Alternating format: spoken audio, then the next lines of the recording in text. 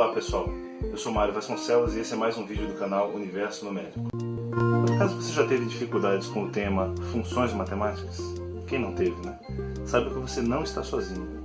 Então fique comigo nesse vídeo e nos próximos e vamos trabalhar para que você não passe mais sufoco com relação a esse tema, ok? Vamos em frente.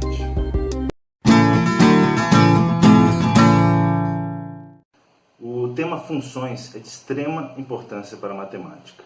E se você tem alguma dúvida ou ainda não teve contato com o assunto equações, fundamental para a compreensão de funções, dê uma olhadinha nessas aulas que aparecem aqui no alto, que falam sobre isso, ok? Você já domina a parte de equações, maravilha, vamos em frente.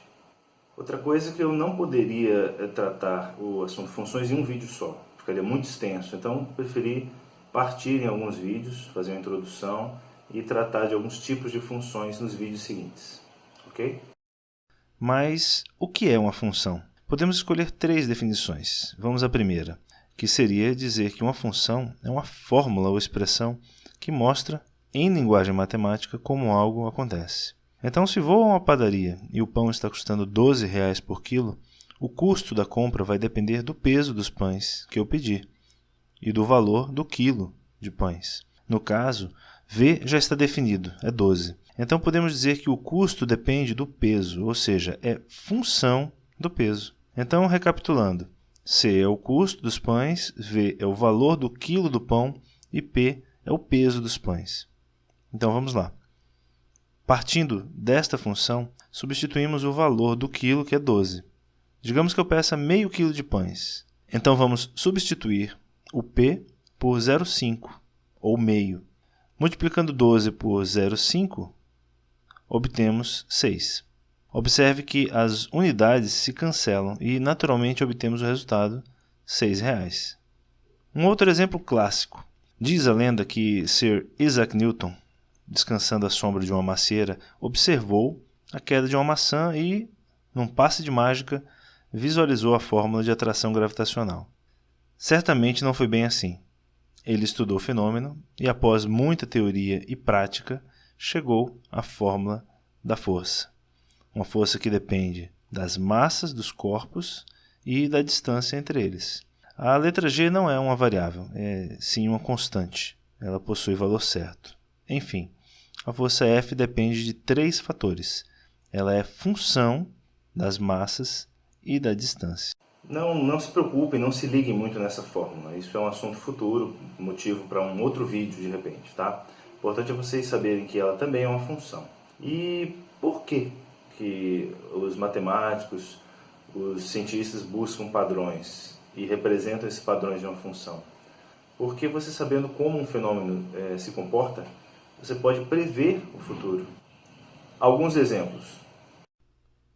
O resultado de uma aplicação financeira, o tempo de queda de um objeto, o preço do aluguel de uma máquina Xerox, ou a trajetória de uma bala, ou mesmo de um lançamento espacial. Uma segunda definição usual é dizer que uma função é uma máquina que processa dados de entrada e apresenta um resultado de saída. Então vamos escolher um dado de entrada, submeter esse dado a três funções diferentes e verificar o produto de saída. Observem que podemos utilizar qualquer letra. É comum o estudante se acostumar com o x e o y e se atrapalhar caso se depare com outras letras representando variáveis. Vamos tomar a primeira função, uma função de primeiro grau. O valor de y depende de x, logo, podemos dizer que essa é uma função de x. Inserimos o dado na função, substituindo x por 2, e obtemos o resultado 6. Para uma entrada de valor 2 na primeira função, o resultado então é 6. No segundo exemplo, temos uma função exponencial, que trataremos em vídeos futuros. V é função de t. Substituímos t por 2, temos então 3 ao quadrado e obtemos 9. Eis o nosso segundo produto de saída. O último exemplo também é uma função de primeiro grau, onde z é função de a. Substituindo, obtemos como saída o valor 10. Para uma função, os dados de entrada recebem o nome de domínio da função, e os dados de saída são chamados de imagem da função. Vamos para a terceira e, neste vídeo, a última definição de função. Ela pode ser tomada como uma representação algébrica de uma curva, ou seja, uma linha traçada em um gráfico. Então vejam os 3 exemplos citados até agora, representados graficamente. Nós temos o primeiro exemplo, uma reta, y igual a 3x. A função de primeiro grau, a representação dela é uma reta. Estudaremos isso posteriormente. Aqui nós temos uma função exponencial, e esse é o jeitão, é a cara da função exponencial.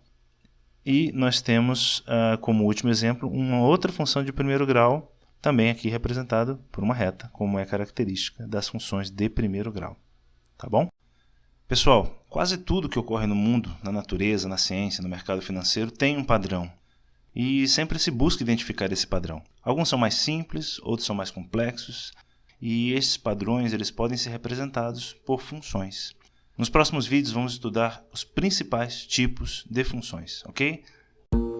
Se esse conteúdo foi útil para você, não esqueça, curta o vídeo e inscreva-se no canal, clicando nesse quadradinho aqui no canto. Assim você nos ajuda a continuar oferecendo conteúdo sobre o universo dos números, sobre o universo numérico. Grande abraço e bons estudos!